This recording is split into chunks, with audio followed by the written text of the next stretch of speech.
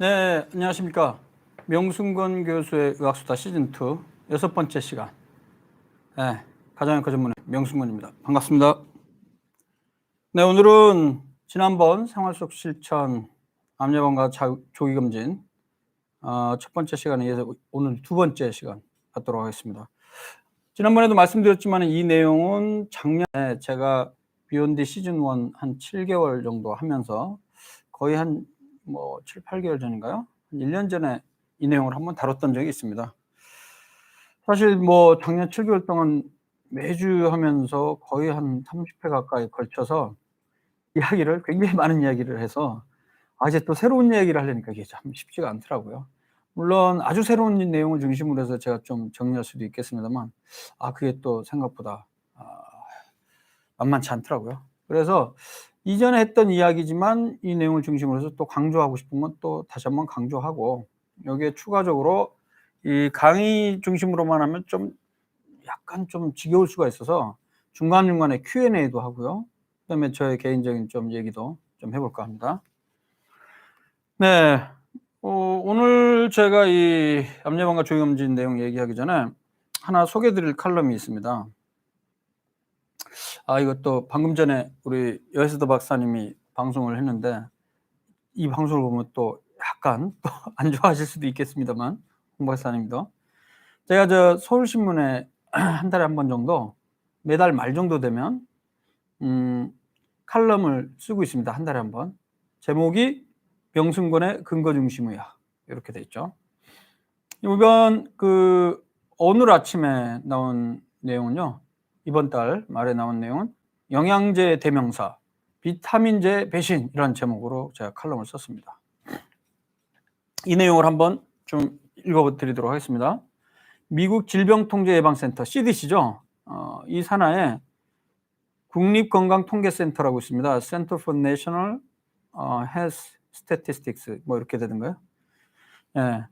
근데 여기 보면요, 미국인의 대략 약 60% 정도가 영양제, 즉 식이보충제를 먹고 있다고 합니다. 이 다이어터리 서플리먼트라고 하죠.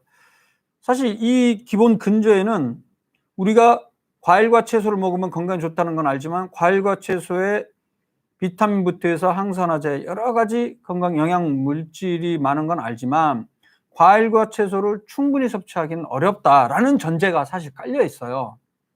특히 자취를 하거나 집에서 식사를 따로 하기도 어렵고 이런 분들은 과일과 채소를 충분히 섭취하기 어렵다라는 걸 전제로 해서 기본적으로 다른 나라 사람도 마찬가지지만 이 미국만 하더라도 60%가 영양제를 복용하고 있죠. 근데 이 영양제 종류 중에 또 대다수 굉장히 중요한 부분이 바로 우리가 잘 알고 있는 종합 비타민, 멀티바이타민과 그다음에 또 이제 단독으로 비타민 C나 비타민 D는 단독으로도 굉장히 많이 판매가 되고 있고, 특히 고령일수록 더 많이 복용을 하고 있습니다. 우리나라 데이터를 제가 좀 조사를 해보면 연구마다 약간 다르지만 대략 35% 내외, 우리나라 인구 10명 중 3명 이상이 영양제를 먹고 있는 것으로 조사가 되고 있죠. 그중에서도 이제 대표적인 건강기능식품 중에 고시형 기능성 원료라고 해서 기존에 이미 잘 알려진 그러한 그 성분 중에는 홍삼 다음으로 비타민제가 가장 많이 생산되고 판매가 되고 있습니다. 그렇다면 이렇게 비타민제가 인기가 있는 이유는 뭐냐? 기본적으로 비타민은 건강에 좋은 것이다 라고 알려져 있죠. 필수 영양소로 알려져 있죠. 그 다음에 음식으로 충분한 섭취가 어렵기 때문에 비타민제로 만들어 간편하게 복용할 수 있다, 또 이런 장점이 있죠. 그 다음에 더욱더 중요한 건 방송 등 언론 매체에서 굉장히 대부분의 상당히 많은 의사들이 비타민제를 선전하고 있고, 또 국가에서도 건강기능식품으로 승인하고 있기 때문이죠. 참고로 제가 이 비욘드에 계속해서 출연하게 된 계기도 거의 한 2년 됐습니다. 재작년 5월 좀 넘었나요? 7월인가요? 그때 아침마당 생방송에서 금요일이었을 겁니다. 그 PD가 각각 다 다른데 이영준 PD님이라고, 그분이 기획한 아침마당에서 건강기능식품을 갖고 생방송으로 두 사람 의견을 달리하는 찬반론자 두 명이 나와서 하나의 그 배틀을 했던 거죠. 그때 찬성 쪽에서는 바로 홍익걸 박사님이 나오셨고, 그다음에 반대하는 측에서는 제가 나왔었습니다. 그래서 초반에 처음 시작할 때 아마 전화 1번, 2번으로 해서 찬성하는 사람, 반대하는 사람 이렇게 했는데, 찬성하는 사람이 거의 70% 이상이었고, 뭐 필요 없다, 반대하는 사람이 한 30% 정도밖에 안 됐던 것 같아요. 아니면 그보다 더 차이가 많았었던 것 같은데, 근데 이제 이야기를 하면서 1시간 정도 지나면서는 그 차이가 살짝 좁혀지긴 했습니다만, 거의 한 반 이상 60% 이상은 여전히 건강기능식품 효과 있다, 그러니까 먹어야 된다라고 찬성을 했고, 그다음에 한 40% 가까이는 그렇지 않다라고 이야기를 했습니다. 어쨌든 뭐, 그리고 또 한 몇 년 전에도 그 설문조사를 공식적으로 한 건 아닙니다만 방송국에서 한 적이 있어요. 아침마당에서. 그랬더니 의사들 한 뭐 100명 가까이인가요? 50명인가 100명을 대상으로 해서 물어보니까, 나는 건강기능식품이나 이런 것들이, 비타민 이런 것들이 효과가 있다, 특히 비타민 효과가 있다 라고 대답한 의사도 한 반 이상이 됐던 것 같아요. 60% 이상, 약 60에서 60%, 70% 내외. 어쨌든 뭐 의사들뿐만 아니고 전문가들, 또 많은 사람들이 당연히 비타민은 건강에 도움이 될 것이다 이런데, 희한하게 저만 효과가 없다, 먹지 마라, 기를 쓰고 제가 지금 10몇 년째 얘기를 하고 있죠. 그 이유는 뭐냐? 여기에 이렇게 정리를 했습니다. 실제 최근 수십 년 동안, 한 5, 60년 동안 전 세계에 발표된 수백 편의 관찰 연구 결과를 종합해 보면요, 여기서 말하는 관찰 연구는 임상시험은 아닙니다. 임상시험이란 거는 인위적으로 연구자가 해당 집단이 있으면 반반씩 무작위로 나눈 다음에 한쪽 그룹은 가짜 약을 투여를 하고 한쪽 그룹은 진짜 약을 투여를 해서 그 결과를 비교하는 거죠. 그것과 달리 관찰 연구라는 거는 비타민을 먹든 안 먹든 그런 것들은 연구 대상자인 사람들의 자유의지에 맡겨서 먹든 안 먹든 이렇게 내버려두고 그냥 관찰만 한다는 겁니다. 그래서 그걸 관찰 역학 연구라고 합니다. 그래서 역학이란 말은 질병의 인과관계를 집단을 대상으로 한 학문을 역학이라고 보통 얘기를 하죠. 사주 전보는 역학이랑은 다릅니다, 한자가. 근데 이 연구 결과를 종합해 보면요, 비타민이나 항산화제가 풍부하게 들어가 있는 과일과 채소를 충분히 자주 섭취하는 사람은 그렇지 않은 사람에 비해서, 즉 과일과 채소를 적게 먹는 사람에 비해서 암이나 심혈관 질환의 위험성이 최소한 10%에서 30% 줄었다, 이러한 의학적 근거가 있습니다. 그 이유는 아까 말씀드렸던 대로 과일과 채소에 건강에 정말 도움이 된다고 알려진 비타민과 항산화제가 풍부하기 때문이죠. 근데 이 제목에서 제가 얘기했듯이 영양제의 대명사 비타민제가 배신을 하기 시작했습니다. 언제부터냐? 약 10여 년 전부터입니다. 특히 굉장히 이슈가 된 논문이 바로 2007년 2월에 미국 의사협회지 혹은 미국 의학협회지라고 하는데, The Journal of the Medical Association, The Journal of the American Medical Association이죠. 미국 의학협회지에 메타 분석 결과가 실렸습니다. 항상 얘기하지만 메타 분석은 기존 연구 결과를 종합하는 통계 분석 방법이죠. 이전까지 발표된, 전 세계적으로 발표된 47편의 질적 수준이 높은 임상시험을 종합해 봤더니 비타민이나 항산화 보충제를 복용한 사람들은, 구체적으로 보면 비타민 A, C, E, 베타카로틴, 셀레늄. 비타민 A는 원칙적으로 엔티오ksi던트는 아닌 거로 되어 있죠. 비타민 중에서는 C와 E, 베타카로틴 등이고요. 그다음에 셀레늄, 이런 것들이 항산화 기능을 갖고 있는데, 이걸 먹은 사람들은 먹지 않은 사람과 비교했을 때 오히려 암이나 심혈관 질환이 줄 것으로 생각을 했는데, 그 정반대로 오히려 사망률이 높았다는 거죠. 얼마나? 5%가 높았습니다. 어떤 분들 생각에는 뭐 5%면 별로 많이 안 높은 거냐 하는데, 근데 이거는 우리의 가설과 반대니까 문제가 되는 거죠. 5%, 10% 오히려 사망률을 낮췄으면 그래도 긍정적으로 우리가 바라볼 수가 있는데, 우리가 좋다고 생각했던 비타민이나 항산화 보충제가 오히려 사망 빈도가 5%가 높았다는 겁니다. 문제는 2007년 이 메타 분석 이후에 지금 한 14년 지났죠. 2021년까지. 정말 많은 임상시험 논문과 그다음에 이를 종합한 메타 분석이 거의 상당히 일관되게, 물론 일부는 뭐 효과 있다는 논문도 있지만 전반적인 추세는요, 여러 가지 질병의 예방이나 치료에 효과가 없다, 효과가 없는 걸 넘어서서 오히려 건강에 해롭다라는 결과가 나오기 시작했다는 거예요. 실제 이제 저 같은 경우도 이 2007년 미국 의학협회지에 실렸던 메타 분석, 사망률을 오히려 높인다는 메타 분석에 영향을 받아서 바로 한 2년 정도 준비를 해서 2010년에 애널즈 오브 온콜로지라는 SSI급 학술지, 종양학 연보라는 국제학술지에 기존의 임상시험 22편을 종합한 메타 분석 결과를 제가 발표했습니다. 그 결과 베타카로틴, 비타민 A, 비타민 E, 셀레늄과 같은 비타민 및 항산화 보충제 암 예방 효과가 없었습니다. 오히려 암종별로 분석을 해보니까 다른 암들은 뭐 낮추지도 않고 높이지도 않은데 방광암 위험성은 좀 높게 나왔다는 거예요. 그것도 1.52배니까 52% 높이는 거로 통계적으로 유효하게 높았습니다.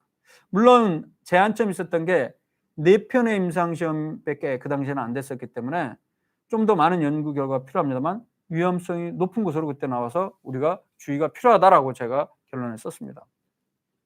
그 뒤로 제 논문뿐만 아니라 굉장히 많은 논문에서 임상시험에서 역학 연구, 관찰 연구가 아니고 임상시험에서 오히려 효과 없고 위험하다. 그래서 심지어 2013년에는 미국 내과학 연구보라는 게 있습니다. 미국 이제 영어로는 Annals of Internal Medicine인데요. 이것도 임팩트 팩터라고 해서 영향력 지수가 굉장히 높은 저널입니다.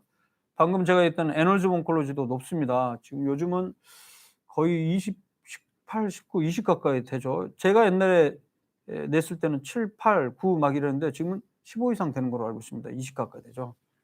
근데 여기 미국 내과학 연보도 마찬가지로 한 20 가까이 됩니다.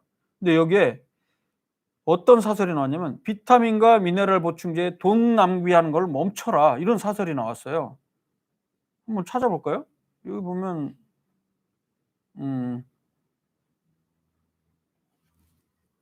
이 제목도요, enough is enough, 그러니까 충분할 대로 충분하다, 이제 그만해라, 그런 뜻이죠.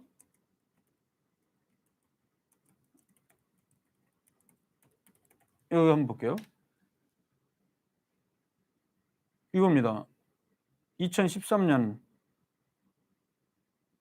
이거는 에디토리얼즈니까 그 편집자 주죠.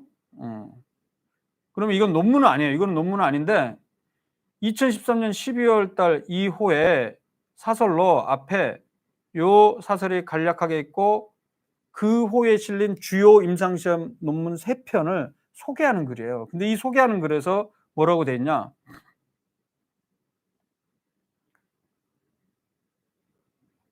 이거는 또 이게 구독을 해야 되는군요. 아무튼 제목을 보시면 Stop Wasting Money on Vitamin and Mineral Supplements. 그렇죠? 비타민과 미네랄 보충제에 돈 낭비하는 것을 멈춰라. 이런 아주 도전적인 이런 제목이죠.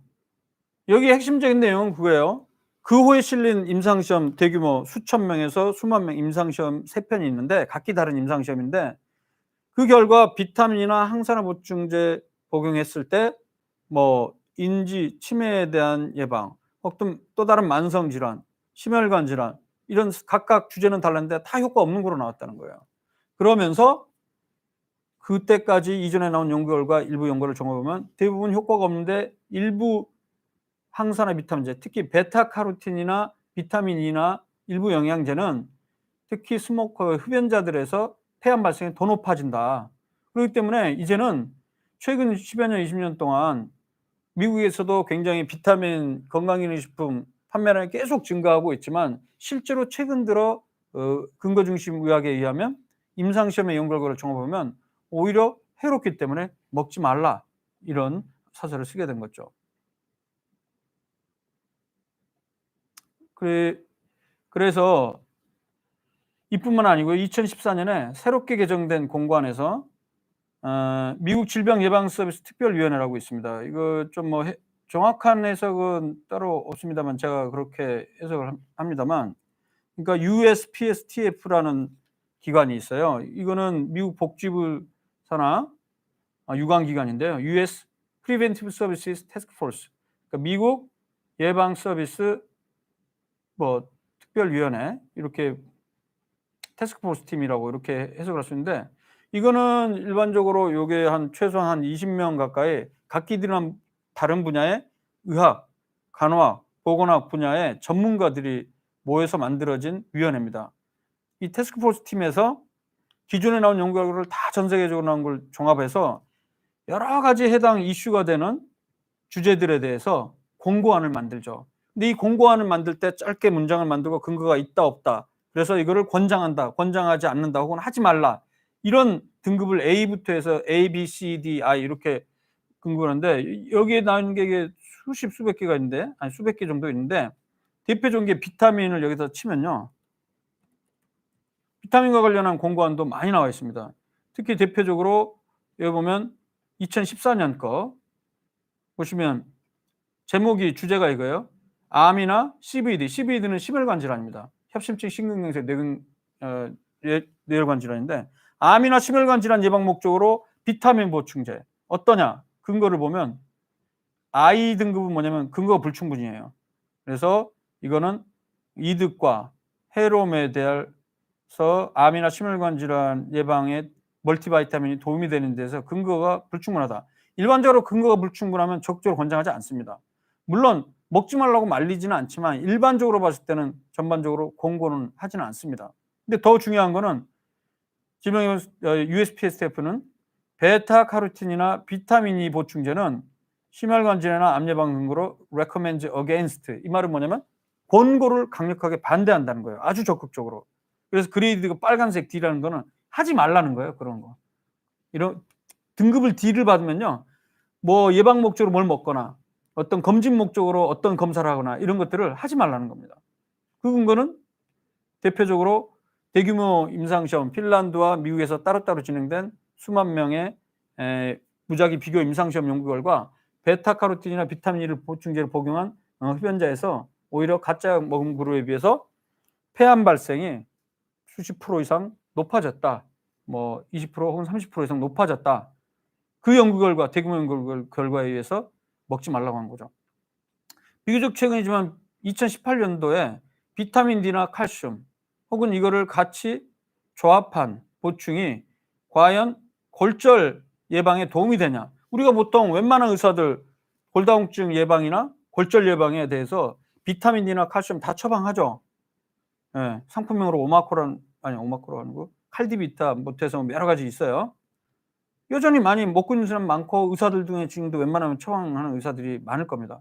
근데 여기에 보면 2018년도에 보면 비타민 D 400 단위 미만이나 혹은 1000mg 미만의 저용량으로 사용하는 것은 오히려 득이 안 되기 때문에 해로울 수도 있기 때문에 recommend against D로 나와 있죠. 그러면 400단위나 1000단위 이상의 많은 용량은 어떠느냐? 결론은 여전히 근거가 불충분하다, 이렇게 나와 있습니다. 근데 이 권고한 이후로 2018년도 말에 미국 의학협회제는 칼슘이나 비타민 D가 먹는 약으로서 먹었을 때 골절 예방 효과 없다라는 메타 분석이 이제 2018년도부터 나오기 시작을 했어요. 그러던 와중에 제가 바로 몇 주 전에 칼슘 보충제는 오히려 심혈관 질환 위험성 높일 수 있다, 15% 높일 수 있다는 메타 분석을 제가 또 발표를 했잖아요. 그렇다면 어떻게 되겠습니까? 이제 이것도 권고안도 조금씩 바뀌기 시작할 겁니다. 예. 그래서 요거 보시면 제 연구 결과 논문 나온 거는 칼슘 and CVD and 뉴트리언트라는 저널이 있어요. 학술지간인데 뉴트리언트. 여기 보시면 자,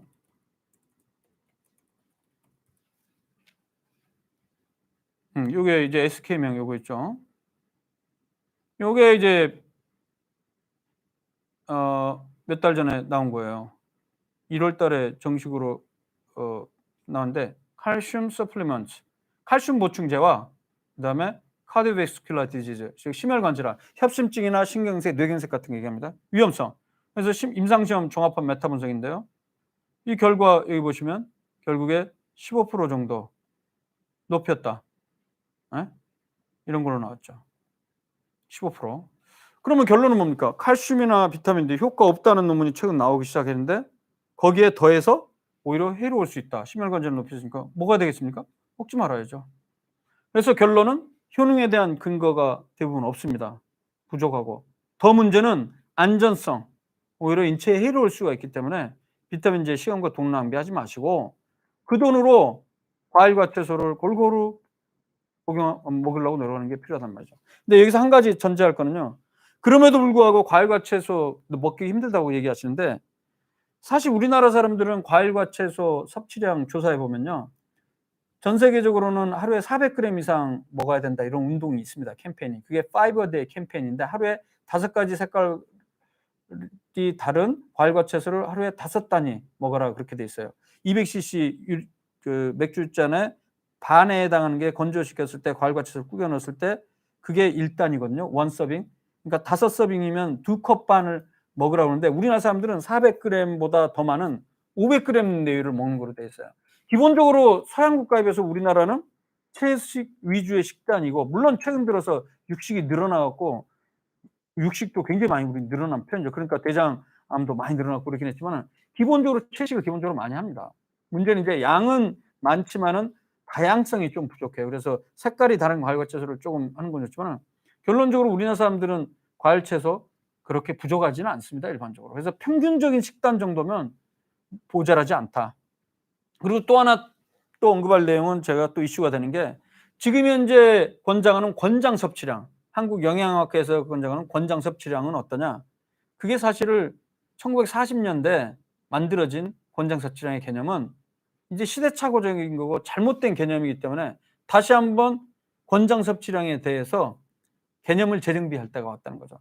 이전에 지금까지 70년째 사용하고 있는 권장 섭취량이란 거는 건강한 사람 100명을 기준으로 한다면 제일 많이 섭취하는 사람 한 3등 내외, 2.5등 내외에 해당하는 걸 갖고 권장 섭취량으로 너무 높이 잡아놔 버리니까 그걸 기준으로 하니까 대부분의 사람들이 좀 부족한 것으로 잘못 또 나온다는 것이죠.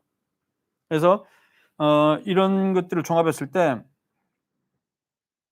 그 현재 비타민에 있어서는 굳이 영양제 형태로 복용하시지 말고 과일과 채소로 골고루 드시길 권장합니다.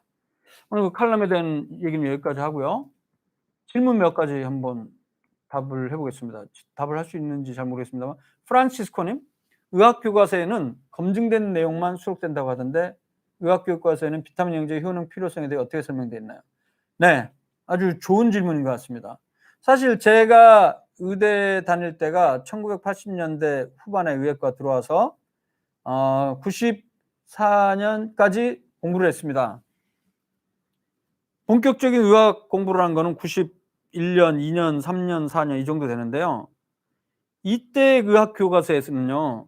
비타민에 대한 거는 아주 그 원리적인 내용들 있죠. 그 생리학이라든가 생화학 이런 데서 비타민의 구조, 그리고 우리 인체내에서 역할 이런 정도의 수준만 공부를 했지 과연 이런 비타민제를 보충제 형태로 복용을 따로 했을 때 건강에 도움이 되냐 이것에 대한 거는 기억에 저는 없는 걸로 알고 있습니다. 그리고 실제 그 당시에는 그런 연구들이 많이 없었습니다. 비타민제, 영양제, 건강기능식품 이 개념이 나온 것 자체도 20년, 30년도 안 되거든요. 사실 건강기능식품이라는 용어도 1980년대 후반에 그 미에로 파이바 일본에서 나온 거였죠. 그러니까 장운동에 좋은 변비를 예방할 수 있는 파이버, 섬유로 이루어진 이런 그게 출시가 되면서 건강기능식품의 개념이 본격적으로 나온 것으로 알려져 있거든요. 실제 그리고 비타민제를 먹으면 건강에 도움이 되는지에 대해서는 임상시험 자체가 이제 90년대부터 해서 2000년도까지 이제 본격적으로 나오고 그걸 종합한 메타 분석이 정말 본격적으로 이전과는 다른 결과를 나오기 시작한 게 2000년대 중후반부터 이제 최근까지라는 얘기죠. 의학교과서 요즘은 어떠냐? 요즘 의학교과서에는 최근의 연구 결과가 반영이 어느 정도 돼 있습니다. 그런데요, 이 의학교과서를 쓸 때도 사실은 각 학회, 의학 내에서는 여러 가지 학회가 있는데 이 학회의 가이드라인이나 공고안을 좀 많이 기준으로 하면서 가장 최신의 연구를 종합해서 어떤 그 전문가, 그 분야의 대가나 전문가들이 서술을 하긴 하는데 이분들조차도 메타 분석의 개념이나 체계적 문헌고찰에 대한 개념이 활성화되면서 잘 알려진 게 사실 몇 년이 안 됩니다. 왜냐하면 제가 지금 전문학은 메타 분석, 근거 중심 의학이 발전하게 된 것도 96년도에 EBM이라고 해서 근거 중심 의학이라는 개념 자체가 본격적으로 제기됐고, 제가 지금 하고 있는 메타 분석만 하더라도 제가 2003년도에 처음 독학을 2005년도에 맨 처음 했었죠. 2005년도에 서울대 예방의학 보건대학 서울대 예방의학 석사 들어갔을 때 메타 분석이라는 용어를 개인적으로는 처음 접하고 이 공부를 해야 되겠는데 배울 데가 없었던 거예요. 그 당시만 하더라도 2005년만 하더라도 지금부터 16년 전만 하더라도요. 사실 전문가가 거의 없었습니다. 서울대 내에서도 따로 메타 분석 강의 자체가 없고 현재 제가 알기로도 서울대 내에서 의대 내에서 메타 분석 뭐 2학점, 3학점짜리가 있는지는 확실히 모르겠습니다. 연대 같은 경우에는 지선화 교수, 그 보건대학원 지선화 교수께서 2년인가 한 번씩 이렇게 돌아가면서 메타 분석 강의를 한다는데 저 같은 경우는 암센터에서 2015년부터 시작해서 전임 교원이 되면서부터 지금 한 6년째 메타 분석을 매 학기, 아니 그러니까 매년 요즘은 가을 학기 때 강의를 하고 있는데요. 아직까지도 전문가가 별로 없는 상태였어요. 그러니까 결론적으로 최근 의학 교과서에서는 그나마 한 10년 전부터 체계적 문헌고찰, 특히 메타 분석의 개념들이 나오기 시작하면서 많이 반영이 되고는 있습니다. 하지만 여전히 그런 메타 분석마다 또 결과가 다를 수도 있기 때문에 학회에서 어떤 공고안을 정할 때 어느 한 메타 분석만 갖고는 그 공고안 자체를 바꾸기는 참 제한적인 측면이 많아요. 이거는 또 컨센서스를 이루어야 되거든요. 그렇기 때문에 특히 비타민과 관련한 부분은 아직까지도 상당히 논쟁이 되고 있는 상태이기 때문에 완전하게 아직 정리가 안 된 걸로 보시면 되겠습니다. 조금 장황하게 좀 길었는데요. 그다음에 원빈도 눈두개, 나도 눈두개님. 칼럼 옆에 있는 한방병원도 상당히 이상하지 않나요? 교통사고 후유증 전문. 자동차 법률 1등 공식 같아요. 이거 제가 미처 몰랐는데. 자, 그렇죠. 한방병원요. 사실 이 얘기 제가 한번 시간 될 때 정리할 거면 얘기할 텐데 결론은 제 개인적인 생각은 그겁니다. 이게 우리나라가 이른바 해방이 되고 나서 8.15 광복되고 나서 40 몇 년도인가 50 몇 년도에 이제 서양 의학들이 체계화되기 시작할 지점에 우리나라는 다른 나라랑 다르게 현대의학을 받아들이면서 현대의학은 현대의학대로 이른바 양방이라는 표현을 쓰죠. 서양의학, 우리 의학이 제도가 하나 만들어졌고 동시에 거의 똑같은 자격으로 한의학도 그대로 인정을 하게 된 거예요. 그러니까 전통의학 자체를 지금 현재 의학과 대등하게 지금 현재 이원화돼서 운영을 하고 있는 거죠. 이렇게 이원화돼서 운영하고 있는 전 세계적으로 몇 개 거의 없는 거로 저는 알고 있습니다. 북한 같은 경우가 좀 그렇다고 알려져 있고, 그다음에 중국도 중의학이란 게 있긴 하지만 그래도 그 자체 내에서도 반성들도 지금 나오고 있고요. 인도 같은 경우에도 아유르베다라고 전통 의학이 있긴 합니다만 여전히 서양 의학이 사실 메인이죠. 우리나라도 물론 서양이 메인이지만 거기 못지않게 한의학도 정당하게 우리가 보험하고 인정을 해주고 있는 상태이기 때문에 이원화되고 있는 거죠.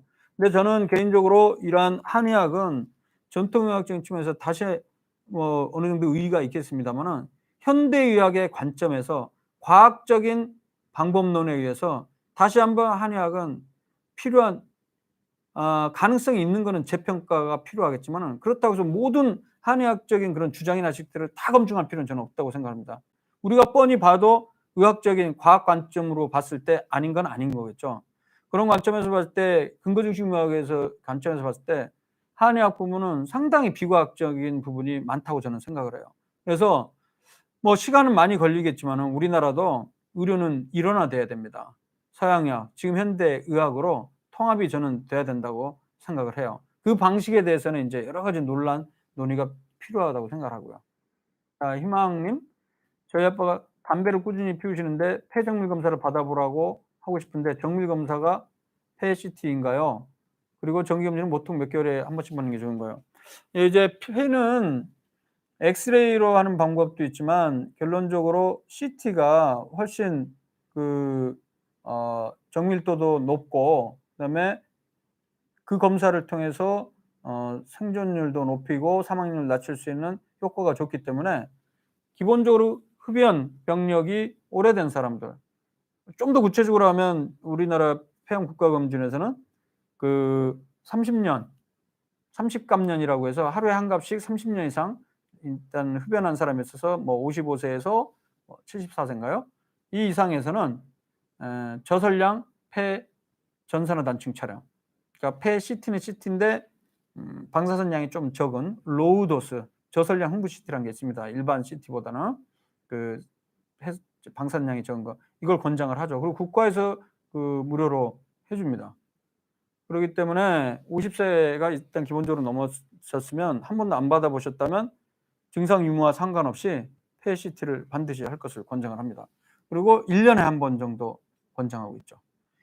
제일 중요한 거는요, 검진보다 중요한 거는 담배 무조건 끊어야 됩니다. 자신의 의지로 끊으면 금연할 성공할 확률이 6개월 후에 3%, 5% 사이밖에 안 되거든요. 자신의 의지로 담배 끊는 건 거의 불가능에 가까우니까 담배 끊는 약을 먹는 게 좋습니다. 그래서 먹는 약 국가에서 무료로 약값까지 대주고 진료비도 거의 다 대주니까요.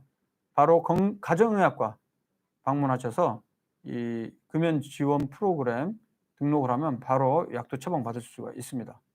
끊는 게 제일 좋죠. 찌양님, 명박사님 음식에서 비타민 등을 섭취와 영양제로 섭취해 찾지 영양제로 섭취가 안 좋은 이유 알려주세요. 영상이 있다고 하신 영상 봤는데 못 찾았어요.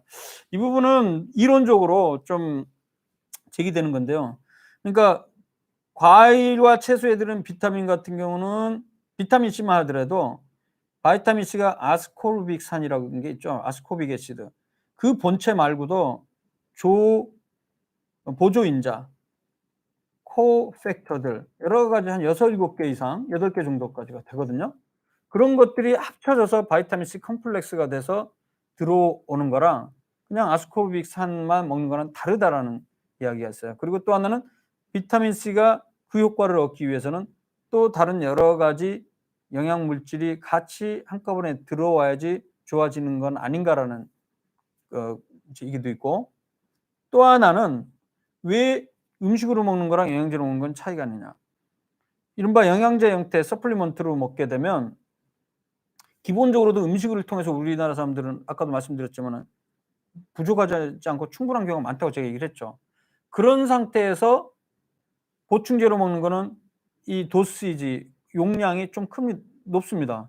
그러니까 결론적으로 더 많은 양이 우리 몸에 들어오게 되면 한마디로 항산화 보충제 양이 많아지게 되면 나쁜 세균이나 이물질, 암들을 제거하는 데 도움이 되기도 하지만은 오히려 우리 이물질을 제거하는 데 또 활성산소정이 긍정적인 역할을 하거든요. 근데 항산화제를 너무 많이 복용을 하게 되면 이물질을 제거하는 능력들이 또 절대적으로도 떨어지게 되면 우리 몸의 방어 기전이 무너져서 면역 등 여러 가지 방어 기전이 무너지면서 오히려 감염 위험성이나 사망 위험성이 높아지지 않냐, 이런 문제 제기가 되고 있는 거죠.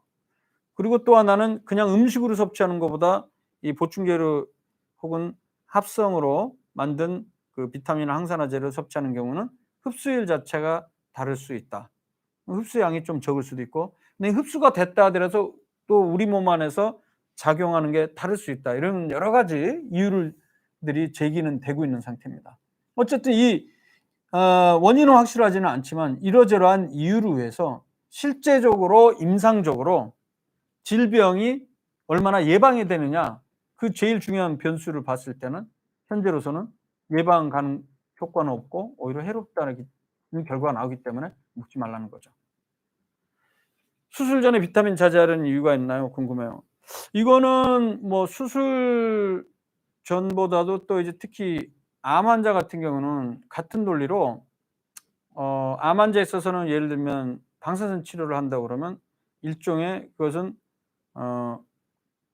산화작용을 통해서 암세포라든가 나쁜 세포들을 죽이는 작용을 하는데 오히려 항산화제를 과도하게 복용하게 되면 그러한 활성산소의 산화적 효과들을 억제를 하기 때문에 오히려 치료에 방해가 될 수 있다.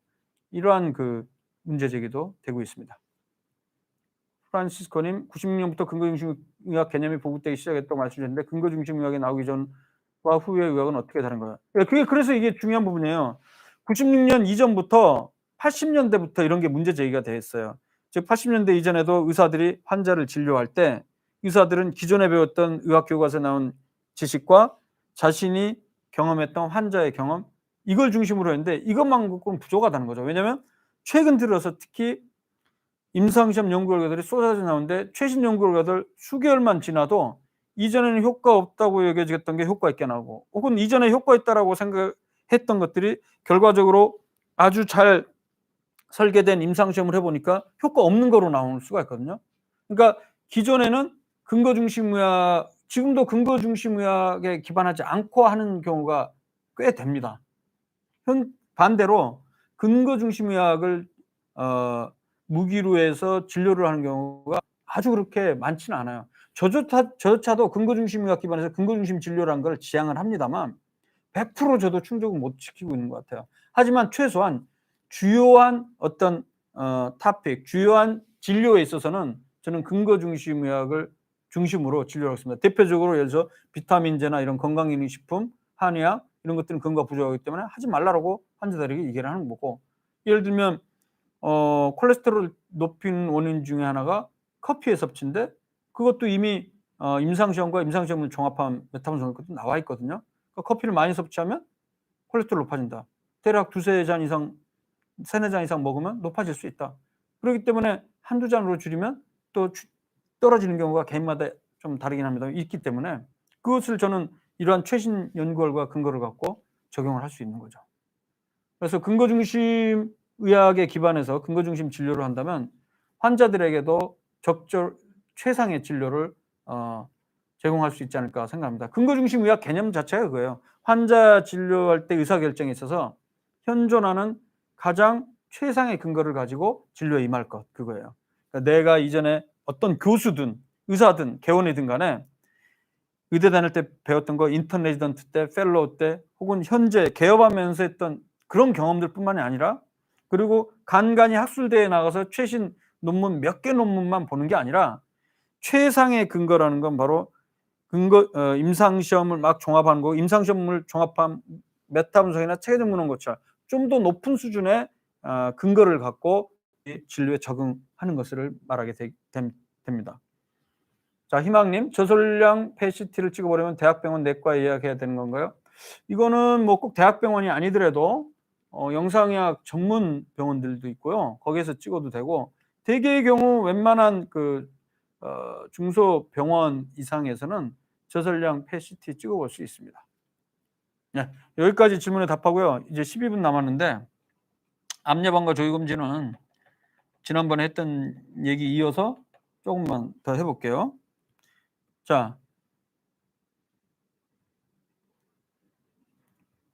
제가 여기까지 했었어요. 사망 원인. 그때는 2018년이었는데 최신 자료가 2019년 겁니다. 2020년에 발표됐고 9월 달에. 한국인의 사망 원인 제일 높은 게 암이라고 그랬죠. 위암 아니고 암입니다. 암 27.5%. 그러니까 모든 사망 원인의 대략 30%는 암이다. 그리고 심장질환. 여기서 말하는 심장질환은 협심증, 심근경색과 같은 심장질환이죠. 그다음에 3위가 폐렴이 되고요. 4위가 뇌혈관 질환, 5위가 자살이 되고 있습니다. 가장 최신 국가암 등록 통계 볼게요.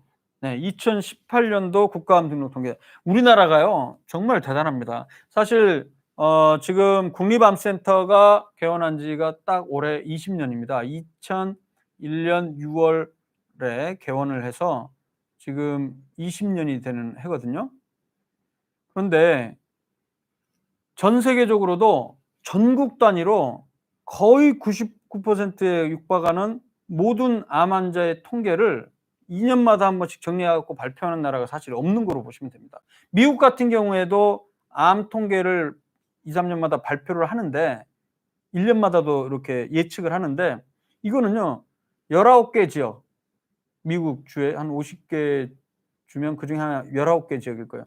그리고 전체 미국 인구의 30에서 40% 인구 정도만 포괄하는 데이터를 갖고 전체적으로 올해는 몇 명의 암이 발생하거나 이런 통계를 내거든요. 근데 우리나라에는 국가암 등록 통계라고 해서 2년에 한 번씩 전국 단위 주요 병원들 데이터를 다 모아서 통계 결과를 발표합니다.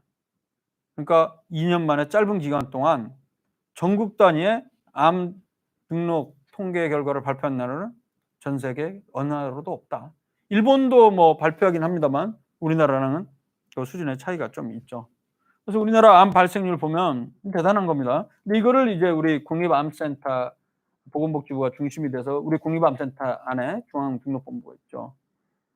전체 24만 명이 암 환자 발생하면 여자가 11만 5천 명, 남자가 12만 8천 명으로 남자가 조금 많습니다. 1년에 24만 명 발생하는데 이 수치는 어느 정도로 볼 수 있냐면 예전에 한 20년 전에 암센터가 생기기 바로 전에 1999년도에는 남자 5만 7천, 여자 4만 3천이니까 합쳐서 10만 명 정도가 발생했어요. 그런데 20년 만에 지금 딱 2배 이상이 올랐습니다. 암 환자가 많이 늘어났죠. 그 이유는 뭐냐? 여러 가지 원인이 있지만은 일단 국가 암 검진 자체도 암센터 들어오고 나서 우리 국가암관리사업 본격적으로 시작을 하면서 2000년대 중반부터 암 그 5대 암 검진 시작해서 지금은 7대 암 검진까지 6대 7대 암 검진까지 검진 공고안도 내고 검진도 하지 않습니까? 국가 단위에서. 이렇게 하니까 검진을 많이 해서 그런 거예요. 그래서 암 환자를 많이 디텍션 발견해내는 거고요. 또 하나는 인구가 고령화되는 것도 중요한 원인입니다. 평균 나이가 평균 수명이 이전에는 뭐 70대였지만 요즘은 80대가 넘어가지 않습니까? 남자가 80, 여자가 85세 정도 되는데 고령이 될수록 암 환자는 증가할 수밖에 없죠. 주요 암종 발생자 수 변화 보면 자 보세요. 위암 옛날에 많았고 지금도 많지만 거의 1위지만은 계속 줄어들어서 약간씩 줄어들고 있습니다. 갑상선이나 폐암, 유방암, 전립선암 이런 것들은 좀 늘어나고 있고요. 그래서 주요 암종 발생 분류 보면 현재까지 1위는 전체 24만 명 중에 위가 1위예요. 이제 1위의 위협을 위가 위협을 받고 있죠. 1위 자리를. 왜냐면 갑상선암, 폐암, 대장암 등이 막 쫓아가고 있죠. 조만간 위가 2위, 3위로 내려갈 것 같습니다. 남녀별로 보면 남자는 위암이 제일 많고 비슷하게 폐암이 있어요. 여성의 경우는 이제 유방암이 굉장히 높습니다. 20%. 물론 갑상선암이 바짝 뒤쫓고 있고요. 최근에 뭐 사실 몇 년 전까지만 하더라도 갑상선암이 압도적으로 1위였었는데 요 파란 거 있죠? 갑자기 갑상선암이 늘었죠. 갑자기 갑상선암이 늘었다기보다는 발견이 늘는 거로 봐야 되겠죠. 이 당시부터 해서 한 10여 년 전부터 전국에서 갑상선암 조기 검진 초음파를 많이 해서 그렇죠. 그래서 이 당시 좀 2010 몇 년도 2010년대 중반 정도에 이제 일부 우리 저 의사들 중심으로 해서 갑상선암 조기 검진 하지 말자. 그런 운동이 벌어져 갖고 결국에 빈도가 좀 줄어들었었는데 다시 요즘 들어서 약간씩 증가하는 경향이 있습니다. 전반적으로 위암이나 대장암, 간암, 폐암은 다 줄어든다 반해서 갑상선암, 유방암, 갑상선암, 유방암, 전립선암은 좀 늘고 있습니다. 서양암이라고 그러죠. 유방암, 전립선암. 남자 기대 수명이 80세인데 여기까지 산다고 했을 때 40%가 암에 걸려요. 여성의 경우는 86세까지 사는데 33%, 3명 중 1명이 암에 걸립니다. 암 발생률로 따졌을 때는 우리나라가 그래도 상대적으로 OECD 평균보다는 조금 낮은 상태입니다. 생존 현황, 이것도 중요한데요. 5년 생존율.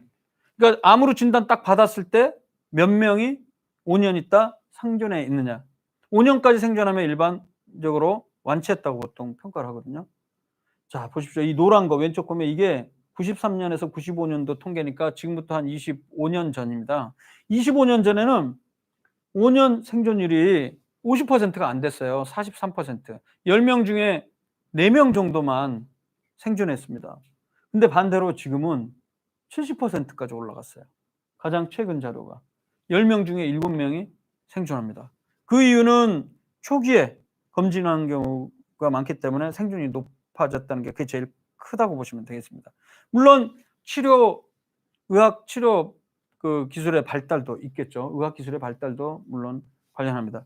지금 이거는 갑상선암을 제외했을 때는 한 6%로 좀 떨어집니다. 왜냐하면 갑상선암 자체가 빈도가 많으면서 생존율이 굉장히 높기 때문에 약간 생존율이 과장된 경향이 있긴 합니다. 70%. 어쨌든 65%, 70%가 되고요. 위 갑상선폐 암종별로 생존율 추이 다 전반적으로 이렇게 올라옵니다. 위 갑상선폐 이전 20년 전에 비해서 생존율이 올라오긴 합니다만 이 생존율 보면 좀 암종별로 달라요. 갑상선 같은 경우는 100%, 상대 생존율이기 때문에 100.3%까지도 나왔었죠. 왜냐하면 이 상대 생존율이란 거는 암이 아닌 일반 인구 집단 예를 들어서 100명 중에 몇 명이 5년 있다가도 살아계시는지 그걸 분모에다 놓고 갑상선암을 진단받은 사람 100명 중에 몇 명이 5년 있다 살아있냐 그 상대 분율을 보면 오히려 갑상선암 환자가 더 오래 살았었다는 거죠. 최근까지도. 위암 같은 경우는 77% 나오고요. 위암도 조기 위암이라는 개념이 있었고 조기에 매년 우리가 1, 내주 혹은 2년마다 위내시경 하라고 그러지 않습니까? 그렇기 때문에 조기에 발견되는 경우가 많아서 77%로 높고요. 폐암 같은 경우나 간암 같은 경우가 좀 낮은 편이에요. 그래도 30%를 최근에는 넘겼습니다. 이전에 20%까지 낮았는데. 그리고 대장암, 유방암도 좀 높은 편이라서 대장은 74%, 유방암도 93% 높습니다. 유방암 같은 경우는 1기나 2기 같은 경우는 거의 100% 생존율이 나옵니다. 전립선암도 95% 가까이 되고요. 주요암 중에 가장 생존율이 낮은 게 잘 아시는 대로 췌장암이 12.6%, 한 13% 나옵니다. 대략 한 10% 내외 정도로 알려졌는데 췌장암은 참 어렵습니다. 조기 검진도 어렵지만 생존도 쉽지 않습니다. 자, 이제 47분인데요. 국제적인 5년 생존율 비교하면요.